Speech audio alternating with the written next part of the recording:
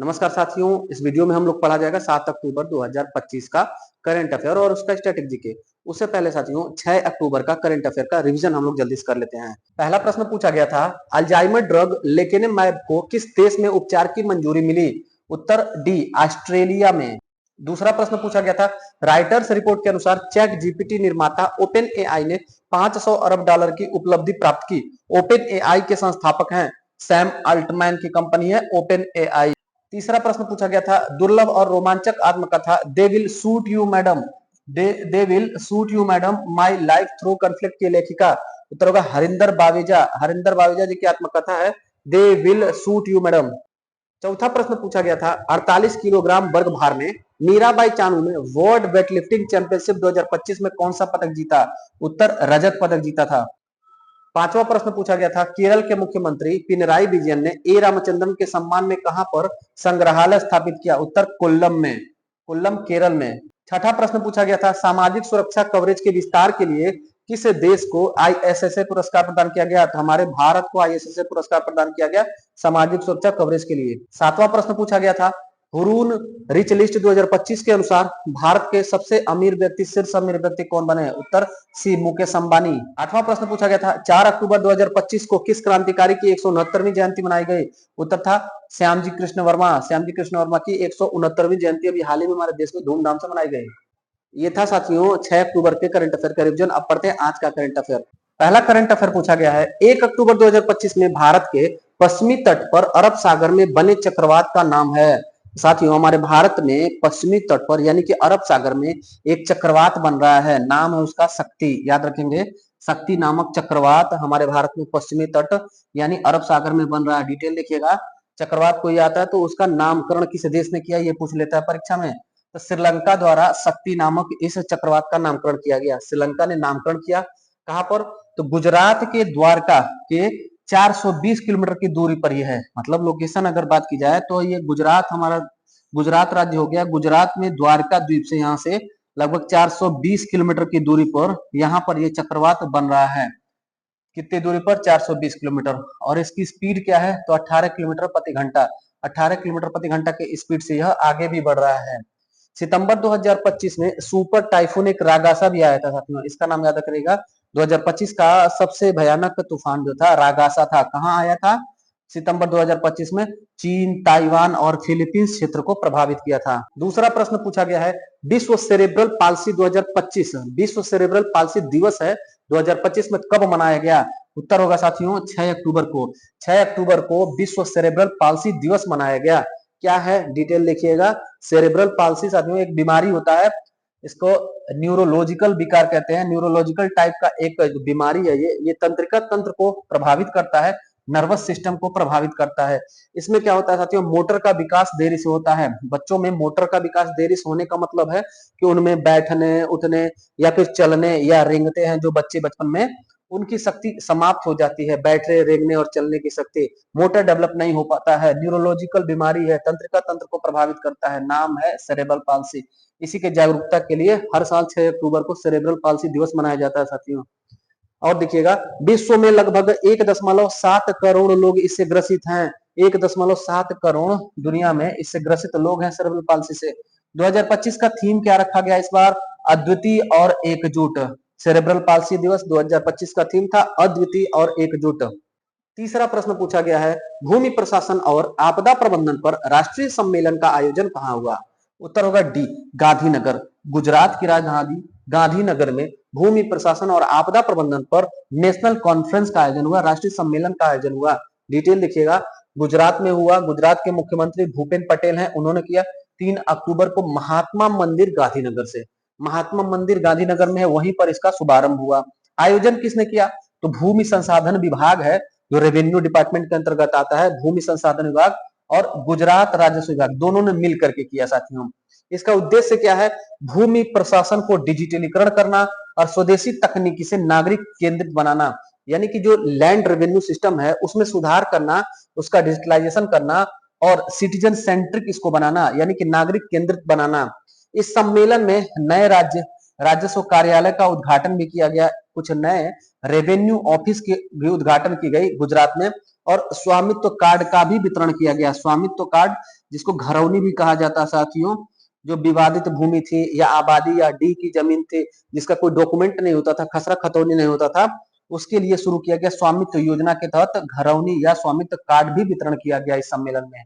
चौथा प्रश्न पूछा गया है, दुनिया का सबसे ऊंचा सड़क किस स्थान पर बनाया गया? उत्तर होगा ए, मिगला पास लद्दाख। मिगला पास लद्दाख में दुनिया का सबसे ऊंचा सड़क बनाया गया हमारे भारत में, लद्दाख में। पूर्व में साथियों उमिंगला पास अभी कुछ ही वर्ष पहले लद्दाख में सबसे ऊंचा सड़क बनाया गया था, उसका भी रिकॉर्ड इसने तोड़ दिया। मिगला पास उत्तर हो जाएगा। डिटेल देखिएगा, सीमा सड़क संगठन यानी कि बीआरओ, बॉर्डर रोड ऑर्गेनाइजेशन हमारे देश के एक महत्वपूर्ण संगठन है, उसका स्ट्रेटेजी के देखिएगा। 1960 में इसका स्थापना हुआ। इसके वर्तमान में महानिदेशक रघु श्रीनिवासन है। इसका हेडक्वार्टर नई दिल्ली में है। इसी बीआरओ संगठन ने साथियों लद्दाख में 19,400 फीट की ऊंचाई पर प्रोजेक्ट हिमांक के अंतर्गत दुनिया का सबसे ऊंचा मोटर योग्य सड़क बनाया है। मोटर योग्य मतलब वहां पर कार और फोर व्हीलर हम ले जा सकते हैं। पूर्व में 2021 में पूर्व में 2025 में उमिंगला पास 19,024 फीट की ऊंचाई पर बना, ये सबसे हाईएस्ट था। इसका भी रिकॉर्ड तोड़ दिया। 19,400 फीट का ये मिंगला पास, उमिंगला का भी रिकॉर्ड तोड़ दिया। ये कितना था? 19,024। ये हो गया 19,400 फीट। और बाकी इसका स्ट्रेटेजी के देख लीजिएगा। सीमा सड़क संगठन का फिर से 1960, रघु श्रीनिवासन डीजी हैं और मुख्यालय नई दिल्ली में है। पांचवा प्रश्न पूछा गया है, पीएम सेतु के तहत देश भर में कितने आईटीआई का आधुनिकीकरण किया जाएगा? उत्तर होगा ए, 1000। 1000 आईटीआई जो कॉलेज हैं उनका आधुनिकीकरण किया जाएगा हमारे देश में। किस योजना के तहत? पीएम सेतु योजना के तहत। क्या है देखिएगा, पीएम मोदी ने 4 अक्टूबर 2025 को नई दिल्ली के विज्ञान भवन में दीक्षांत समारोह के दौरान पीएम सेतु का शुभारंभ किया। पीएम सेतु एक कार्यक्रम है, इसका फुल फॉर्म देखिएगा। पीएम सेतु का full form prime minister skill enhancement and technical upgradation, ये पीएम सेतु का फुल फॉर्म है। इसी के तहत साथियों 1000 आईटीआई जो कॉलेज हैं उनको आधुनिक किया जाएगा, उनको उद्योन्मुख किया जाएगा और उनको रोजगार परक, रोजगार उन्मुख बनाया जाएगा। छठा प्रश्न पूछा गया है, केंद्रीय गृह एवं सहकारिता मंत्री अमित शाह ने साबर डेयरी प्लांट का उद्घाटन कहाँ किया? साबर डेयरी प्लांट रोहतक में है साथियों। हरियाणा के रोहतक शहर में साबर डेयरी प्लांट का उद्घाटन अभी हाल ही में किसने किया? तो हमारे देश के गृह और सहकारिता मंत्री अमित शाह ने किया है। साबर डेयरी प्लांट, उम्मीद है कि इससे 1000 लोगों को रोजगार मिलेगा और इसकी लागत कितनी थी? 325 करोड़ रुपए। साबर डेयरी प्लांट रोहतक, अमित शाह, 1000 लोग रोजगार, 325 करोड़ रुपए खर्च। सातवां प्रश्न पूछा गया है, केंद्रीय वित्त मंत्री निर्मला सीतारमन ने आपकी पूंजी आपका अधिकार अभियान की शुरुआत कहां से की? उत्तर होगा सी, गुजरात। गुजरात से हमारे देश की केंद्रीय मंत्री निर्मला सीतारमन जी ने आपकी पूंजी आपका अधिकार एक अभियान की शुरुआत की। उसके तहत क्या होगा साथियों, बड़ा महत्वपूर्ण ये करंट अफेयर है, हम सभी देश के जितने भी देश के नागरिक हैं उन सबको ये अनिवार्य रूप से जानना होगा।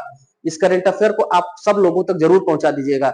होगा क्या साथियों, हम लोग हैं, हमारे पूर्वज, दादा परदादा जो भी होंगे वो लोग अगर अपने बैंक में कुछ पैसा रख के एक्सपायर हो गए या फिर कोई एफडी या कोई आरडी अकाउंट या एनएससी पोस्ट ऑफिस का या कोई शेयर ले करके और वो अचानक उनका डेथ हो गया, उसकी जानकारी वो अपने किसी उत्तराधिकारी या वारिस को नहीं दिए, तो उनका जो पैसा था वो बैंकों में ऐसे ही पड़ा है, उनका पैसा शेयर मार्केट में ऐसे ही पड़ा, उनका पैसा पोस्ट ऑफिस में ऐसे ही पड़ा है, लावारिस रूप से पड़ा है। ऐसे हम लोग करंट अफेयर में भी पढ़े थे कि इतना पैसा जो है सरकार के पास है जिसका कोई वारिस नहीं है, तो उसी लावारिस पैसे के वारिस को ढूंढने के लिए इसकी शुरुआत की गई है। तो आप भी इसको जरूर देखिएगा कि हो सकता है आपके दादा या दादा के पिताजी, कोई ना कोई पूर्वज आपके नाम पर, आपके पिताजी के नाम पर पैसा खाते में छोड़ करके गया होगा। देखिएगा लिखा हुआ है, इसका उद्देश्य दावा न की गई जमा राशि, बीमा राशि, लाभांश शेयर और म्यूचुअल फंड आय का पता लगाने तथा उसे दिलाने में मदद करना है। आठवां करंट अफेयर पूछा गया है, चर्चा में रहा JF-17 लड़ाकू विमान का निर्माण किस देश द्वारा किया गया? उत्तर होगा ए, चीन और पाकिस्तान। चर्चा में अभी रहा, इस वजह से साथियों इसको हम लोग पढ़ रहे हैं। चीन और पाकिस्तान दोनों मिलकर के बनाते हैं JF-17 लड़ाकू विमान। इस JF-17 लड़ाकू विमान में इसमें एक इंजन लगता है, उस इंजन का नाम है RD-93MA। RD-93MA जो है वो रूस बनाता है और JF-17 लड़ाकू विमान चीन और पाकिस्तान की कंपनियां मिलकर बनाती है। देखिएगा, पाकिस्तान की एरोनॉटिकल कॉम्प्लेक्स और चीन की चेंगडू एयरक्राफ्ट दोनों मिलकर के इसको बनाती है। JF-17 लड़ाकू विमान।